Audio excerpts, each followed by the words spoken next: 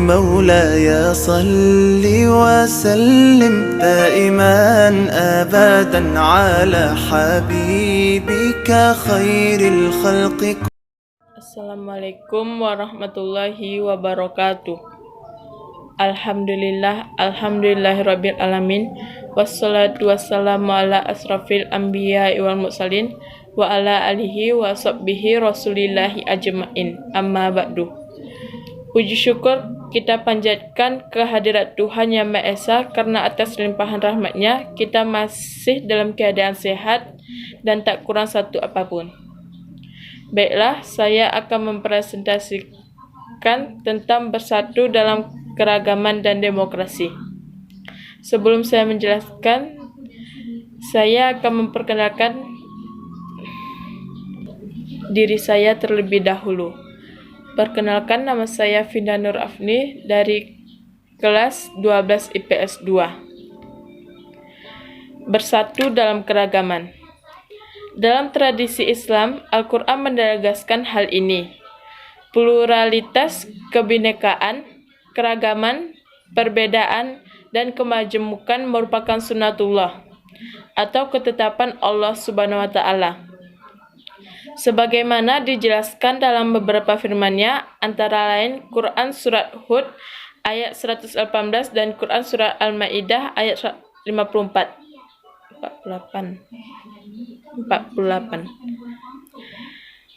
Keragaman terlihat dalam setiap penciptaan binatang dan tumbuhan, hal gaib dan hal nyata. Keragaman juga terjadi baik pada pemahaman, ide, pemikiran, doktrin-doktrin, kecenderungan-kecenderungan, maupun ras, jenis kelamin, bahasa, suku, bangsa, negara, agama, dan sebagainya. Islam telah memberikan sinyal bagaimana kaum muslimin menyelesaikan perbedaan dengan bermusyawarahlah dalam segala urusan. Dalam Quran Surah Ali Imran ayat 159. Kemudian, jika kamu berlainan pendapat tentang sesuatu, maka kembalikanlah ia kepada Allah Subhanahu wa Ta'ala.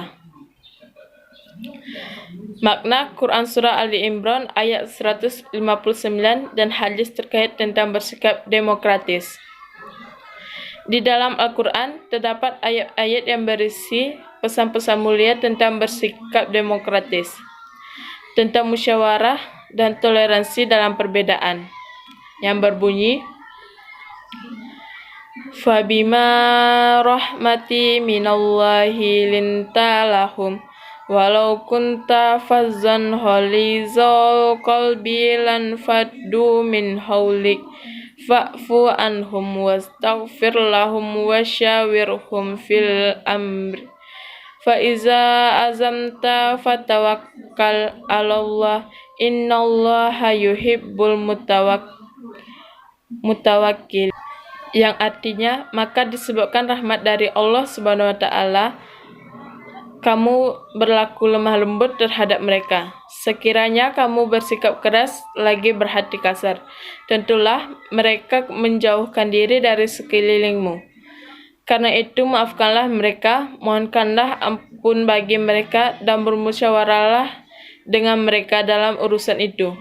Kemudian apabila kamu telah membulatkan tekad, maka bertakwalah kepada Allah Subhanahu wa Ta'ala.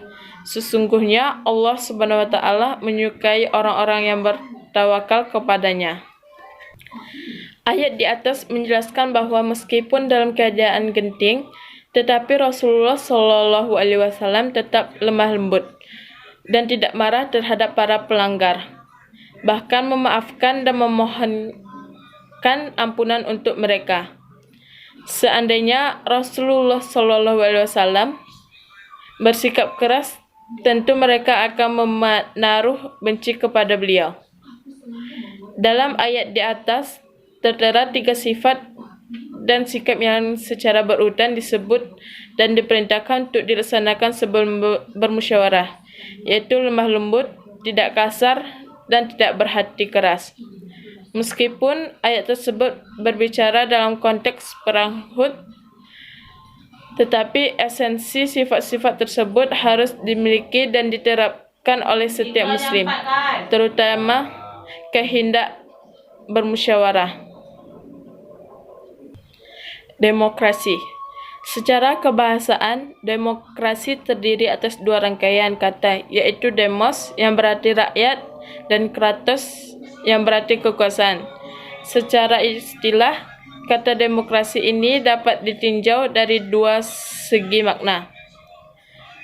Pertama, demokrasi dipahami sebagai suatu konsep yang berkembang dalam kehidupan politik pemerintah, yang di dalamnya terdapat penolakan terhadap adanya kekuasaan yang terkonsentrasi pada suatu orang dan menghendaki peletakan kekuasaan di tangan orang banyak atau rakyat, baik secara langsung maupun dalam perwakilan. Kedua, demokrasi dimaknai sebagai suatu konsep yang menghargai hak-hak dan kemampuan individu dalam kehidupan bermasyarakat. Dari definisi ini dapat dipahami bahwa istilah demokrasi awalnya berkembang dalam dimensi politik yang tidak dapat dihindari. Sekian dari saya. Apabila ada kekurangan mohon dimaafkan. Wabillahi taufiq wa hidayah. Assalamualaikum warahmatullahi wabarakatuh.